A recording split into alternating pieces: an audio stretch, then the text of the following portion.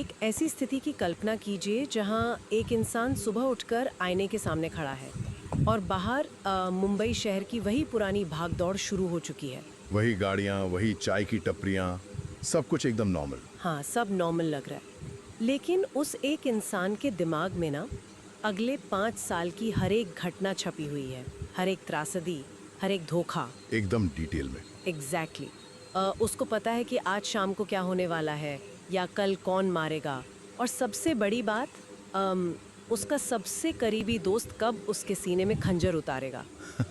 ये बहुत ही ड्रामना ख्याल है वैसे। है ना? तो आज की इस डीप डाइव चर्चा में हम लोग माफिया रीबर्थ की कहानी के उस हिस्से को डिकोड कर रहे हैं जहां से ये पूरा असली खेल शुरू होता है, यानी पहली मुलाकात और पहला रहस्य। जिसमें अंडरवर्ल्ड का एक बहुत ही खौफनाक जाल है और टाइम ट्रैवल की ऐसी कॉम्प्लेक्सिटीज हैं जो सच में दिमाग घुमा देती हैं। सही कहा।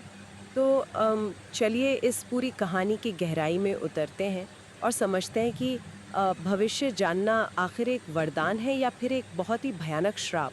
इस कहानी की जो सबसे बड़ी खूबी मुझे लगती है ना, वो यही है कि ये टाइम ट्रैवल को किसी टिपिकल साईफाई लैब या टाइम मशीन के चश्मे से नहीं दिखाती। हाँ, मतलब कोई लाइट्स फ्लैश नहीं हो रही या कोई अजीब सी मशीन नहीं है। बिल्कुल, ये कहानी सीधे इंसान के साइकोलॉजी पर प्रहार करती है। ओह। मतलब हितेश राठौड़ जब सुबह उठता है और खुद को 5 साल पीछे पाता है, तो बाहर की दुनिया में 1% का भी बदलाव नहीं है। सब वैसा ही है। हाँ, असली भूचाल तो उसके दिमाग के अंदर चल रहा है।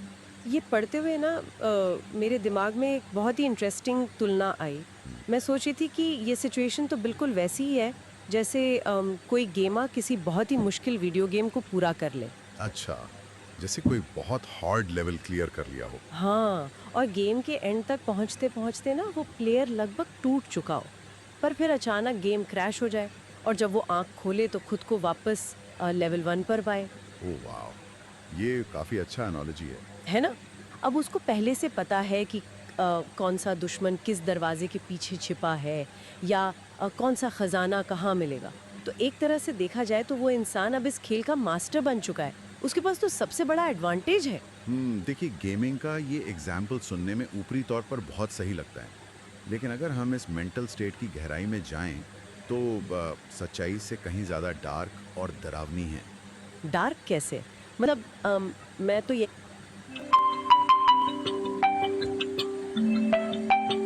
सोचूंगी कि अगर मुझे पता हो कि कल स्टॉक मार्केट में क्या होगा या कौन मुझे नुकसान पहुंचाने वाला है, तो मैं तो इसको अपना सबसे बड़ा हथियार मानूंगी ना।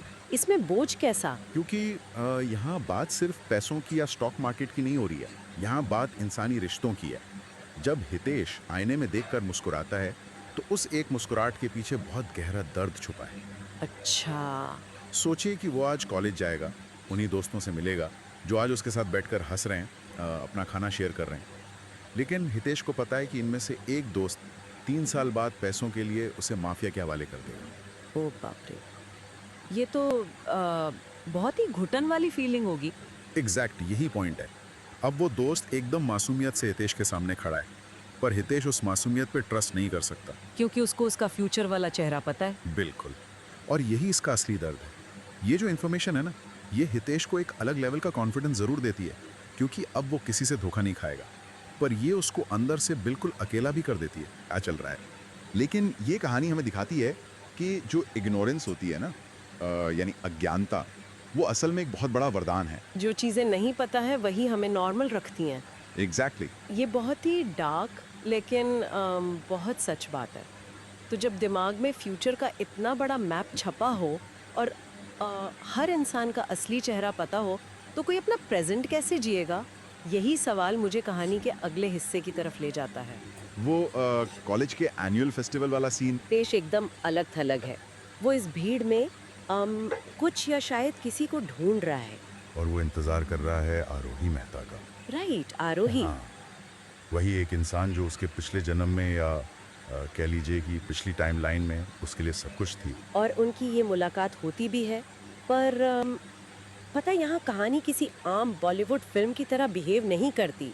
दोनों का अचानक टकराना, किताबें गिरना और फिर आरोही का वो रिएक्शन बहुत क्रूशियल है। हाँ, जब वो मुड़कर हितेश को देखती है तो उसे अजीब लगता है। उसे ऐसा फील होता है जैसे हितेश उसे सदियों से जानता हो। यहाँ मेरे दिमाग में एक सवाल आया, बोलिए। अगर हितेश खुद को इतना नॉर्मल दिखाने की कोशिश कर रहा था, तो आरोही को शक कैसे हो गया? क्या फ्यूचर पता होने से इंसान की बॉडी लैंग्वेज इतनी बदल जाती है कि सामने वाला बिना कुछ सुने ही अनकंफर्टेबल हो जाए? ये बहुत ही वैलिड ऑब्जर्वेशन है। इसका जवाब ना इंसानी दिमाग के सबकॉन्शियस लेवल में छुपा है। हम इंसान माइक्रो एक्सप्रेशंस पकड़ने में बहुत ज़्यादा माहिर होते हैं। Micro expressions. हाँ, मतलब जब आप किसी टोटल स्ट्रेंजर से टकराते हैं तो आपकी आंखों में एक खालीपन होता है, एक डिफेंसिव सा भाव होता है। आप बस सॉरी बोलते हैं और आगे बढ़ जाते हैं। हाँ, नॉर्मली तो यही होता है। लेकिन जब हितेश आरोही को देखता है तो उसकी आंखों में वो खालीपन आ ही नहीं सकता। क्योंकि आरोही तो उसके लिए स्ट्रेंजर है ही नहीं ना। एकदम सही। हितेश की आंखों में पूरे 5 साल की यादें भरी हुई हैं। प्यार, नुकसान और शायद उसको खोने का वो दर्द। ये सब कुछ उन चंद सेकंड्स में उसके चेहरे पर उभर आता है वो पलक झपकाना तक भूल जाता है। और उसकी सांसों की गति बदल जाती है। हितेश भले ही लाख कोशिश करे पर उसकी बॉडी उस इंसान के लिए एक ऐसी इंटीमेसी दिखा रही है जिसे आरोही ने आज से पहले कभी महसूस ही नहीं किया था। ओह आई सी। तो आरोही का दिमाग इस बात को लॉजिकली समझ नहीं पाता, पर उसका इंस्टिंक्ट उसको अलर्ट कर देता है। हाँ, उसका इंस्टिंक्ट उसे बता देता है कि इस लड़के की आंखों में मेरे लिए एक लंबा इतिहास है जो अभी तक घटा ही नहीं है। यानी इंसान के होंठ झूठ बोल सकते हैं, पर उसकी आंखें सब सच उगल देती हैं।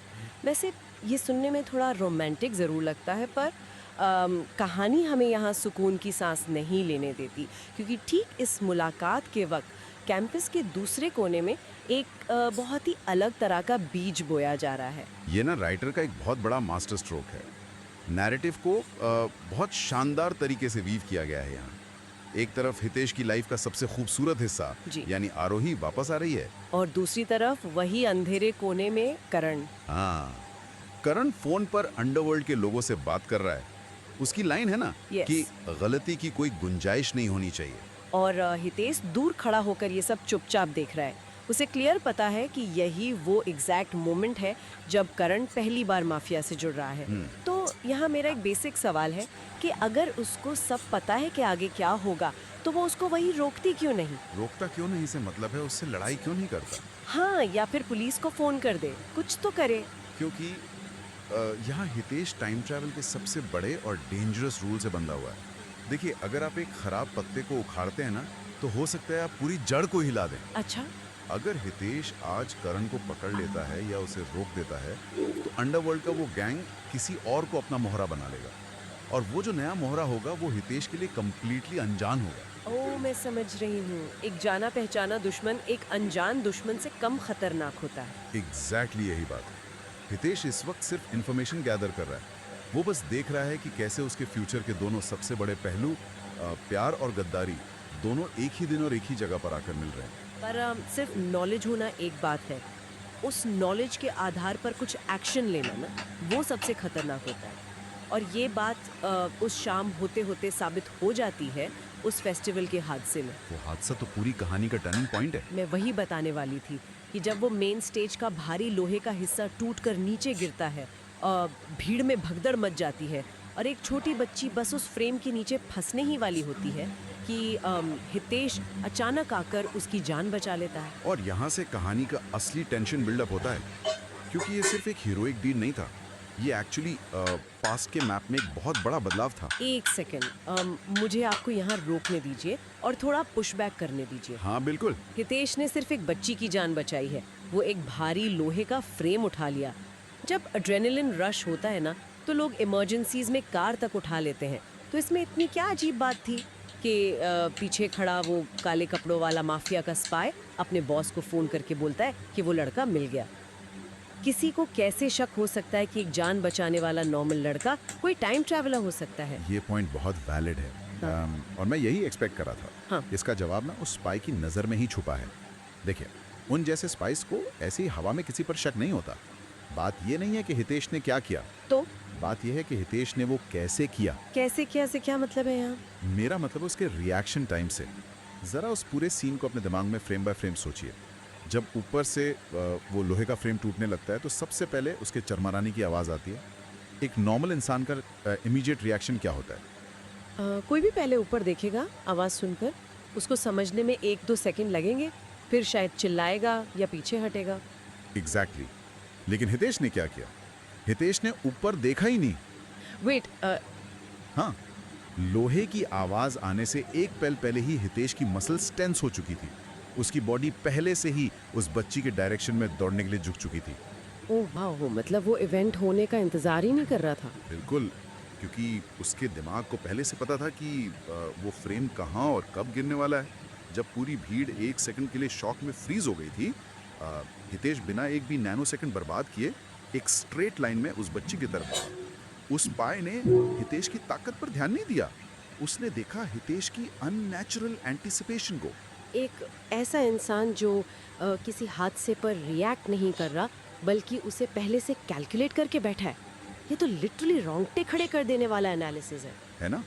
और यहाँ से ही असली खतरा शुरू होता है। ये वैसे वापस से मेरे उस वीडियो गेम वाले एग्जाम्पल से जुड़ता है। अगर आप किसी गेम में कोई चीट कोड लगाकर खेल रहे हैं और हर दुश्मन को आने से पहले ही उड़ा रहे हैं, तो ऑब्वियसली गेम का जो एंटी चीट सिस्टम होता है वो आपको तुरंत फ्लैग कर देगा। तो वो जो स्पाई था वो इस रियलिटी का एंटी चीट सिस्टम बन गया। उसे समझ आ गया कि ये लड़का नॉर्मल प्लेयर नहीं है। एकदम सही एनालॉजी दी आपने। और इसी चीज को हम टाइम ट्रैवल की लैंग्वेज में बटरफ्लाई इफेक्ट कहते हैं। तो यहाँ बटरफ्लाई इफेक्ट ने एक्चुअली काम कैसे किया, थोड़ा इसको और डेप्थ में समझते हैं। ये थियरी ये कहती है कि पास्ट में किया गया एक छोटा सा माइनर चेंज भी आगे चलकर फ्यूचर में एक बहुत बड़ा तूफान खड़ा कर सकता है। अब आप ओरिजिनल टाइमलाइन को देखिए। शायद उस ओरिजिनल रियलिटी में वो बच्ची उस हादसे का शिकार हो गई होगी और हितेश तब सिर्फ उस भीड़ का एक हेल्पलेस हिस्सा होगा। सही, लेकिन इस बार हितेश ने उस बच्ची को बचाकर अपना पास्ट बदलने की कोशिश की और ऐसा करके उसने हिस्ट्री की लहरों में ना एक अनजानी हलचल पैदा कर दी। वो जो स्पाई वहाँ फेस्टिवल में खड़ा था वो शायद करण या किसी और मिशन के सिलसिले में आया होगा। पर हितेश के एक कैलकुलेटेड मूव ने उसका पूरा अटेंशन डाइवर्ट कर दिया। हाँ, हितेश ने किया तो एक नेक काम था, किसी की जान बचाई थी, लेकिन उस नेक काम ने उसे उन अंडरवर्ल्ड की ताकतों के रडार पर ला दिया जो शायद पहली टाइमलाइन में उसके आसपास भी नहीं भटकती होंगी। और इस हलचल का जो इंस्टेंट रिएक्शन होता है ना, वो हितेश को उसी रात को झेलना पड़ता है। जब वो रात को अपने घर लौट रहा होता है, तब कहानी एकदम से 180 डिग्री घूम जाती है। वो सुबह का सारा कॉन्फिडेंस गायब हो जाता है। बिल्कुल, सुबह जिस कॉन्फिडेंस से वो गेम जीतने निकला था वो एक सेकंड में धुआं हो गया जब उसके फ़ोन पर एक अननोन नंबर से मैसेज फ्लैश होता है, अगर जिंदा रहना चाहते हो तो अतीत बदलने की कोशिश मत करो। ये वो मोमेंट है जो पढ़ने वाले के भी पैरों तले जमीन खिसका दे, क्योंकि ये सिर्फ एक सिंपल धमकी नहीं है, ये हितेश के पूरे एग्जिस्टेंस पर एक डायरेक्ट हमला है। ये रहस्य किसी का भी दिमाग सुन कर दे। मतलब जब किसी को भी नहीं पता, दुनिया में किसी एक इंसान को नहीं पता कि हितेश 5 साल पीछे टाइम में ट्रैवल करके आया है। यहाँ तक कि खुद हितेश को पूरी तरह नहीं पता कि वो वापस आया कैसे। एग्जैक्टली। तो फिर ये मैसेज भेजने वाला आखिर हो कौन सकता है? लॉजिक के हिसाब से तो ये इम्पॉसिबल होना चाहिए। अगर हम इस इवेंट को ध्यान से एनालाइज करें तो इससे ये साबित होता है कि हितेश की जो सुबह वाली थिंकिंग थी वो कितनी फ्लॉड थी। उसे लग रहा था कि वो इस गेम का अकेला और सबसे पावरफुल प्लेयर है, क्योंकि उसके पास फ्यूचर का ब्लूप्रिंट था। हाँ, पर इस एक छोटे से मैसेज ने उसको बता दिया है कि भाई तुम अकेले प्लेयर नहीं हो, यहाँ कोई और भी है जो इस खेल के रूल्स तुमसे कहीं बेहतर तरीके से जानता है। हितेश का जो सबसे बड़ा एडवांटेज था ना, अब वही उसकी सबसे बड़ी वीकनेस और डर बन गया है। ये तो वही बात हो गई कि आप चीट कोड लगाकर गेम में सबको हरा रहे हैं, आपको लग रहा है आप गॉड मोड में हैं, और अचानक से स्क्रीन पर गेम के डेवलपर का ही मैसेज पॉपअप हो जाए कि मैं तुम्हें देख रहा हूँ, चीटिंग बंद करो। बहुत खूब, ये कंपैरिजन एकदम एप्ट है। और सोचिए कि वो डेवलपर सिर्फ उसे देख नहीं रहा है बल्कि सीधी चेतावनी दे रहा है। इसका मतलब है कि हितेश की सुबह से की गई हर एक माइनर एक्टिविटी रिकॉर्ड हो रही है। उसका आरोही को उस तरह से देखना, करण को इग्नोर करके छोड़ देना, या फिर उस बच्ची की जान बचाना, सब कुछ मॉनिटर किया जा रहा है। अब हितेश के लिए इशू ये नहीं बचा कि आगे चलकर फ्यूचर को कैसे ठीक करना है। बड़ा इशू ये बन गया है कि वो इस अनजान दुश्मन से खुद को कैसे बचाए जो उसे उसकी हर आने वाली चाल से पहले ही पकड़ ले रहा है। अगर मैं इस पूरी चर्चा को एक साथ लाने की कोशिश करूं तो ये कहना बिल्कुल गलत नहीं होगा कि हितेश के लिए ये जो एक दिन था ना, वो उसकी पूरी एक ज़िंदगी के बराबर था। एक सिंगल डे में उसने अपने आने वाले कल के 3 सबसे बड़े पिलर्स को सेट होते देखा। और वो 3 पिलर्स थे, उसका प्यार, उसकी दुश्मनी और उसका रहस्य। राइट, पहला आरोही, जिसे देखकर वो अपनी सारी फीलिंग्स नहीं छुपा पाया। दूसरा करण का वो बिट्रेयल, जिसे वो चाहकर भी उस पर रोक नहीं पाया। और तीसरा उस एक बच्ची को बचाने का फैसला, जिसने उसे सबके सामने हीरो तो ज़रूर बनाया, पर एक बहुत ही अंधेरी और रहस्यमयी ताकत की नज़रों में भी लाकर खड़ा कर दिया। और इससे हमें एक बहुत डीप लेसन मिलता है कि वक्त के साथ छेड़छाड़ करना कभी किसी के लिए आसान नहीं होता। टाइम एक स्वेटर जैसा है, आप उसका एक भी धागा खींचते हैं ना तो पूरा का पूरा स्वेटर उधड़ने लगता है। हितेश ने सिर्फ एक सिंगल थ्रेड खींचा था और उसकी कीमत अब उसको एक ऐसे थ्रेड के रूप में चुकानी पड़ रही है जिसका ना तो कोई नाम है और ना ही कोई चेहरा। ये पूरी की पूरी डीप डाइव सच में बहुत सोचने पर मजबूर करने वाली थी। लेकिन इस चर्चा को आज यहाँ रैप अप करने से पहले ना मेरे दिमाग में एक अजीब सा विचार घूम रहा है। एक ऐसी थियरी जो शायद इस कहानी के बारे में हमारा नज़रिया ही कम्प्लीटली बदल दे। ऐसी कौन सी थियरी है भाई? देखिए, ज़रा सोचिए, अगर कोई टोटली अननोन इंसान हितेश को अपना पास्ट ना बदलने की वार्निंग दे रहा है, तो ये मैथमेटिकली पॉसिबल कैसे है? उसे कैसे पता कि हितेश फ्यूचर से पास्ट में आया है? हाँ, यही तो सबसे बड़ा पजल है। तो क्या ऐसा पॉसिबल नहीं है कि ये जो मिस्टीरियस सेंडर है, ये किसी एक आगे के फ्यूचर से नहीं, बल्कि किसी तीसरे टाइम लूप से ही निकल कर आया हो? क्या बात कर रहे हैं, एक तीसरा टाइम लूप? यानी आप कह रही हैं कि ये हितेश का पहला टाइम ट्रैवल नहीं है? बिल्कुल। ये सोचिए ना कि हो सकता है किसी ने हितेश को पहले भी कई बार इस टाइम में आकर चीज़ें बदलते हुए देखा हो। कोई ऐसा जिसने हितेश की वजह से इस टाइमलाइन को या हिस्ट्री को पूरी तरह से बर्बाद होते हुए पहले ही नोटिस कर लिया हो। Oh my God, ये तो और अब वो इंसान बस हितेश को वही मिस्टेक्स रिपीट करने से रोक रहा है। ऐसा भी तो हो सकता है कि हितेश इस एग्जैक्ट सेम सिचुएशन में 5वीं या 10वीं बार आ चुका हो, पर पिछले लूप्स की मेमोरी ही उसके पास ना हो। अगर आपकी ये थ्योरी सच हो जाती है ना, तो इसके मायने इतने डरावने हैं कि दिमाग घूम जाए। इसका मतलब तो ये हुआ कि हितेश जिस फ्यूचर को बचाने की पूरी कोशिश कर रहा है, एक्चुअली में वो खुद ही उस डार्क फ्यूचर का सबसे बड़ा विलन है। और वो जो मैसेज भेजने वाला है वो दुश्मन नहीं, बल्कि रियलिटी को हितेश की गलतियों से बचाने वाला कोई हीरो है। और बस यही वो थॉट है जो मुझे लगता है आज रात हम किसी को आराम से सोने नहीं देगा।